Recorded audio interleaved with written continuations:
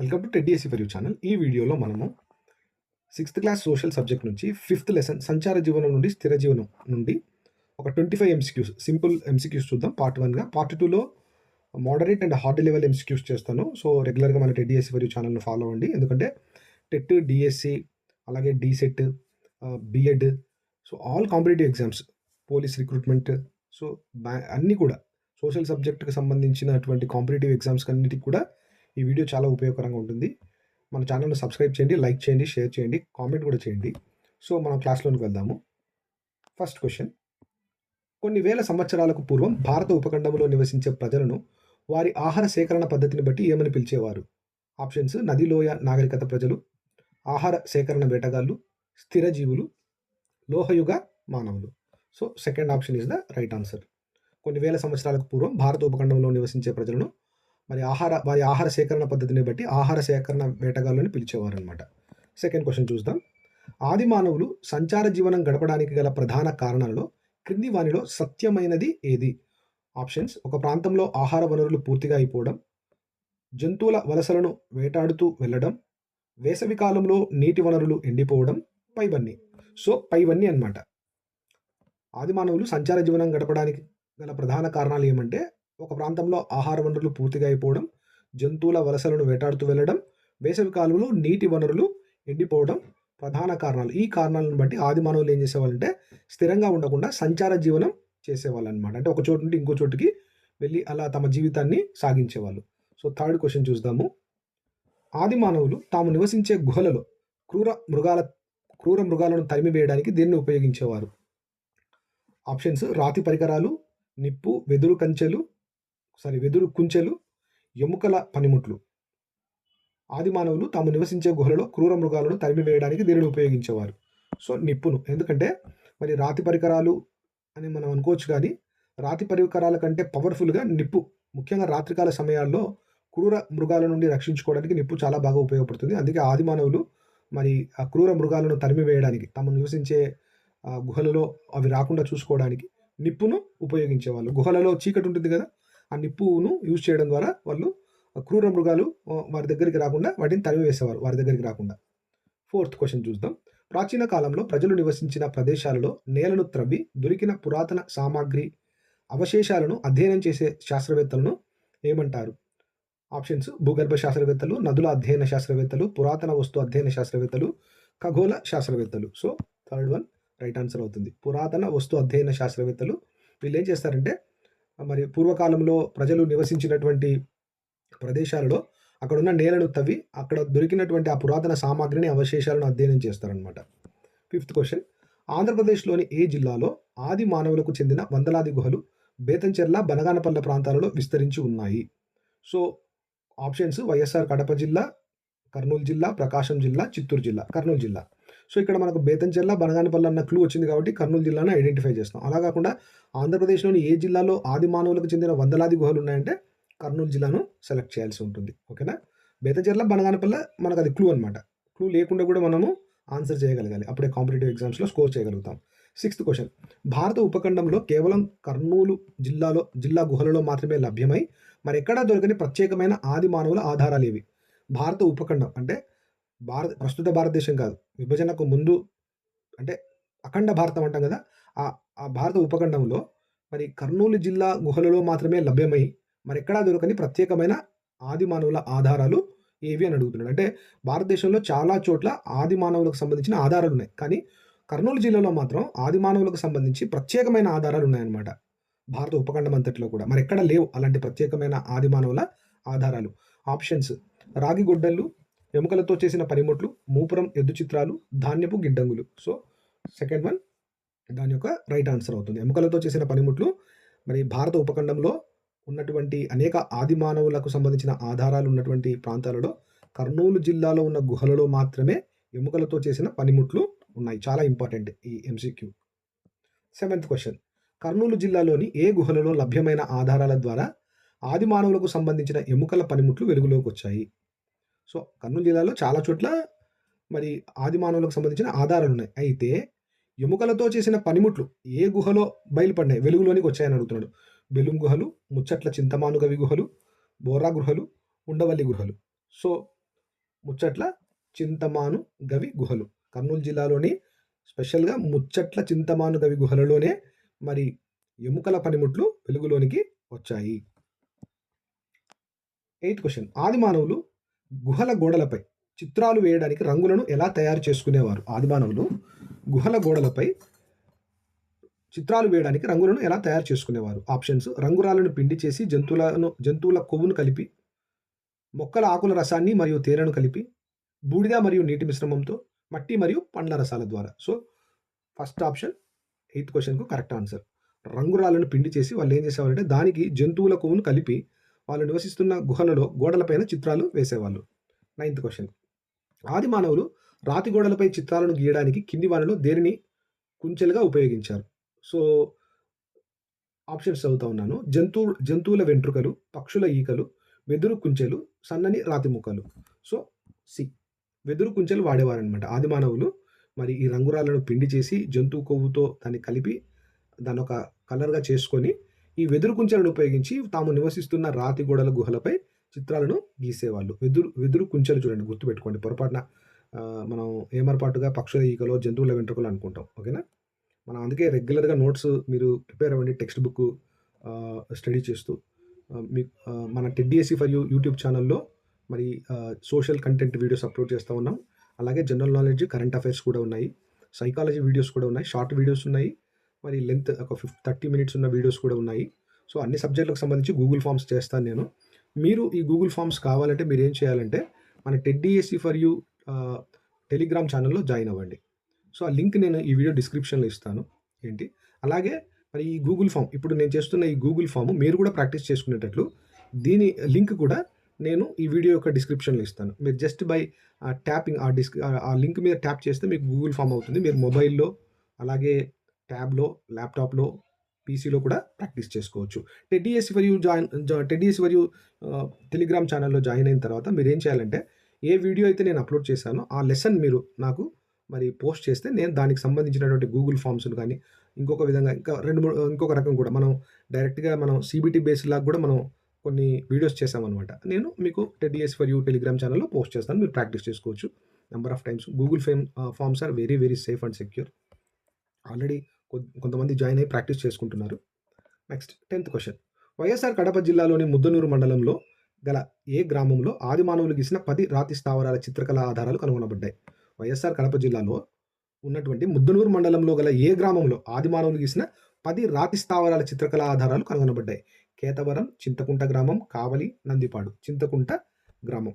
వైఎస్ఆర్ కడప జిల్లాలో ముద్దనూరు మండలంలో గల చింతకుంట గ్రామంలో ఆది మానవులు గీసిన 10 రాతి స్థావరాల చిత్రకళా ఆధారాలు కనుగొనబడ్డాయి.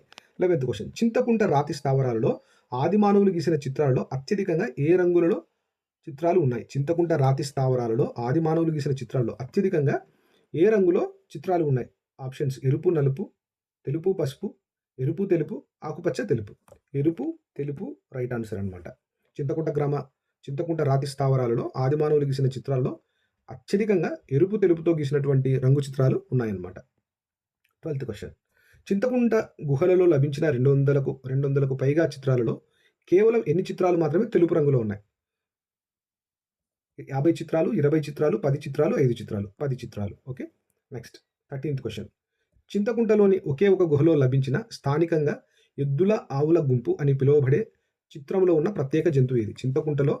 చింతకుంటలో ఉన్నటువంటి ఆది మానవుల యొక్క గుహలలో అక్కడ మాత్రమే ఒక స్పెషల్ ఉందన్నమాట. అదేంటంటే ఎద్దుల ఆవుల గుంపు అని పిలువబడే ఒక చిత్రం చింతకుంట గ్రామంలోనే ఉంది. అయితే అక్కడ ఉన్నటువంటి ఆ ప్రత్యేకమైన జంతువు ఏది? ఆ ఎద్దుల ఆవుల గుంపులో ఉన్నటువంటి ప్రత్యేకమైన జంతువు ఏదని అడుగుతున్నాడు. Very, very important. Option A దుప్పి, బి మూపురం, సి అడవి పంది, డి నక్క. మూపురం, ఎద్దు దీని రైట్ ఆన్సర్. చాలా ఇంపార్టెంట్ ఈ క్వశ్చన్ టెట్ డిఎస్సిలో. 14వ ప్రశ్న. దాదాపు ఎన్ని సంవత్సరాల క్రితం ప్రపంచ వాతావరణంలో సంభవించిన గొప్ప మార్పులు మానవ జీవితంలో వ్యవసాయానికి దారితీశాయి? సో, ఎన్ని సంవత్సరాల క్రితం ప్రపంచ వాతావరణంలో సంభవించిన గొప్ప మార్పులు మానవ జీవితంలో వ్యవసాయానికి దారితీశాయని అడుగుతున్నాడు.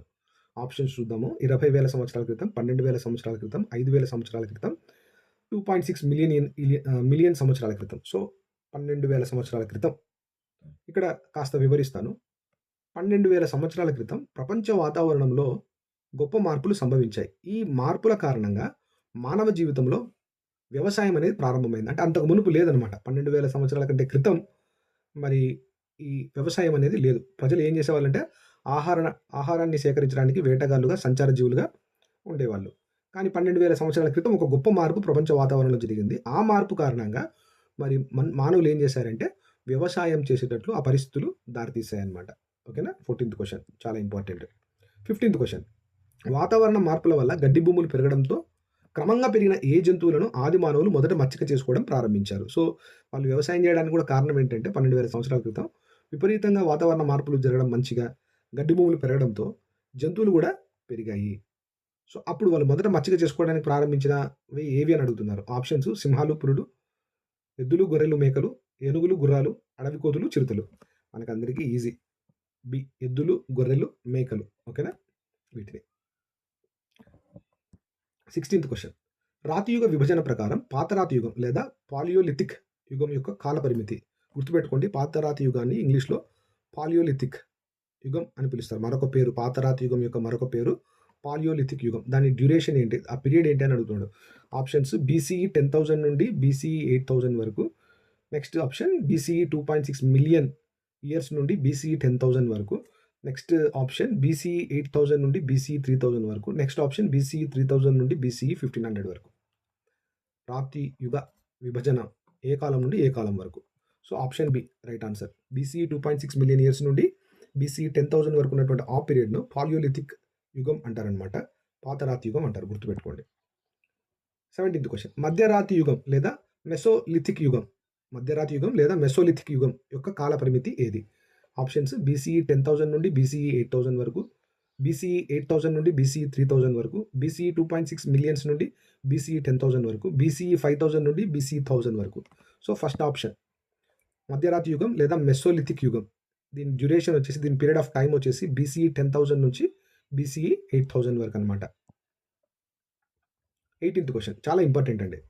పాలియోలిథిక్ కానీ, అలాగే మెసోలిథిక్ కానీ, ఇప్పుడున్నటువంటి ప్రశ్న కానీ, కొత్త రాతి యుగం లేదా నియోలిథిక్ యుగం యొక్క సరైన కాల పరిమితిని గుర్తించండి. 3 ఇంపార్టెంట్ ఖచ్చితంగా గుర్తుపెట్టుకోవాలి. ప్రాక్టీస్ చేయండి.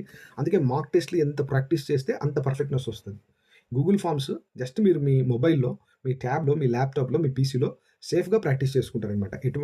మనం ఏం చార్జ్ చేయడం లేదు. ఫ్రీ కదా! కాబట్టి టెడ్డీఎస్ ఫర్ యూ టెలిగ్రామ్ ఛానెల్‌లో వీలైనంత మంది జాయిన్ అవ్వండి. అన్ని కాంపిటీటివ్ ఎగ్జామ్స్‌కి ఉపయోగపడుతుంది ఈ సబ్జెక్ట్. ఓకేనా? 18థ్ క్వెషన్ ఇప్పుడు మరి ఆప్షన్స్ చూద్దాం కదా! ఇందాక బీసీఈ 10,000 నుండి 8,000 వరకు, బీసీఈ 8,000 నుండి బీసీఈ 3,000 వరకు, బీసీఈ 3,000 నుండి బీసీఈ 1,000 వరకు, బీసీఈ 2.6 మిలియన్ నుండి బీసీఈ 50,000 వరకు. సో, ఆప్షన్ బి బీసీఈ 8,000 నుండి బీసీఈ 3,000 వరకు ఉన్న ఆ టైమ్‌ను నియోలిథిక్ యుగం అంటారు. కొత్త రాతి యుగంగా పేర్కొంటారనమాట. 19థ్ క్వెషన్ ఆది మానవులు వ్యవసాయం ప్రారంభ దశలో పండించిన ముఖ్యమైన పంటల సమూహాన్ని గుర్తించండి. సో, ఆది మానవులు వ్యవసాయాన్ని ప్రారంభించిన మొదటి దశలో పండించిన ముఖ్యమైన పంటల సమూహాన్ని గుర్తించండి అంటున్నాడు. ఆప్షన్స్ జొన్నలు, సజ్జలు, రాగులు, వరి, గోధుమ, బార్లీ, పెసలు, శనగ, మొక్కజొన్న, చెరకు, పత్తి, పొగాకు, మిరప, వేరుశెనగ. సో, వరి, గోధుమ, బార్లీ, పెసలు, శనగ.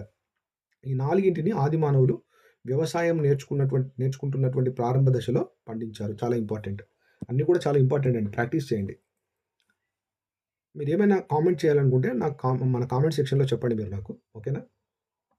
20థ్ క్వెషన్ ఆది మానవులు తమ నివాసాల దగ్గరకు వచ్చే జంతువులను మచ్చిక చేసుకునే క్రమంలో మొట్టమొదట చేరదీసిన జంతువు ఏది?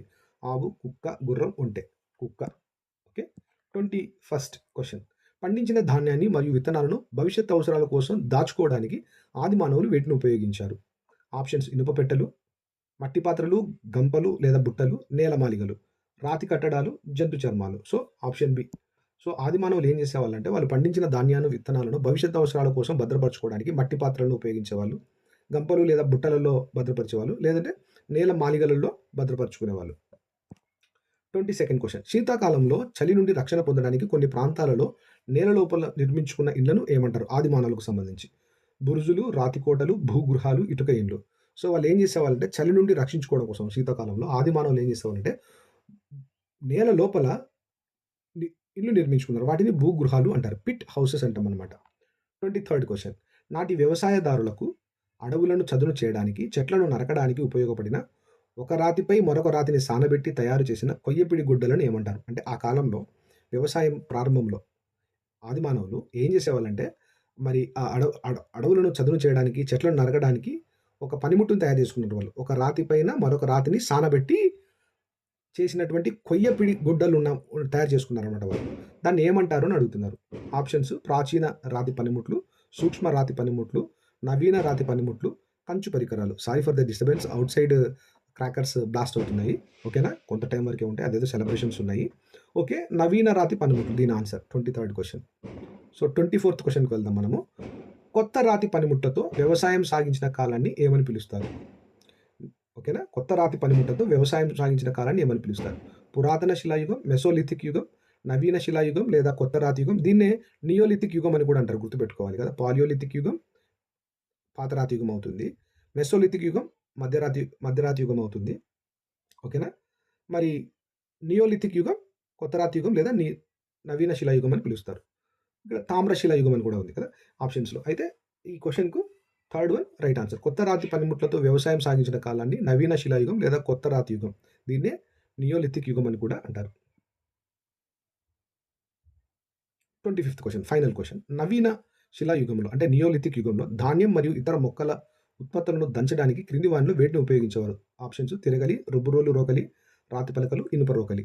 సో రుబ్బురోలు, రోకలిని నియోలిథిక్ యుగంలో, నవీన శిలాయుగంలో ఆహ్, ఈ ఇతర మొక్కలు, ధాన్యాలను దంచడానికి రుబ్బురోలు, రోకలిని ఉపయోగించేవాళ్ళు. సబ్మిట్ చేస్తా ఉన్నాను. సబ్మిట్ అయిన వెంటనే మీకిలా వస్తుంది. చూడండి, నేను కాస్త జూమ్ చేస్తాను. ఇలా వస్తుంది. వ్యూ స్కోర్ అని డిస్‌ప్లే అవుతుంది. మీ మొబైల్‌లో, ల్యాప్‌టాప్‌లో. ఓకేనా? పీసీలో కూడా. క్లిక్ చేయండి. మీకు స్కోరు చూజ్ చేస్తుంది. మనకిక్కడ ఇప్పుడు ఈ టెస్ట్‌లో 25 ఔట్ ఆఫ్ 25 వచ్చాయి. అంటే అన్నీ కరెక్ట్ చేసాం. ఒకవేళ రాంగ్ చేస్తే మాత్రం, ఫర్ ఎగ్జాంపుల్ ఇప్పుడు ఈ క్వెషన్ చెప్తాను నేను. First question. Second option right answer కాబట్టి గ్రీన్ కలర్‌లో ఉంది. ఒకవేళ నేను థర్డ్ ఆప్షన్ సెలెక్ట్ చేసుంటే ఆ థర్డ్ ఆప్షన్ రెడ్ కలర్‌లో డిస్‌ప్లే అయ్యి దాని కరెక్ట్ ఆన్సర్ ఇక్కడ మీకు అంటే ఈ ఆప్షన్స్ కింద భాగంలో డిస్‌ప్లే అయ్యి చూపిస్తుందనమాట.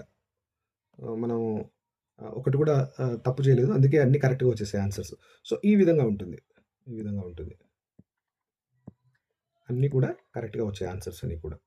సో ఫ్రెండ్స్, చాలా యూజ్‌ఫుల్. మీ స్టడీకి చాలా ఉపయోగపడుతుంది. సో మీరందరూ కూడా మీ జీవితంలో సక్సెస్ సాధించి మంచి ఉన్నతమైన స్థితిలో ఉండాలని కోరుకుంటూ ఈ వీడియోస్ చేస్తున్నాను నేను.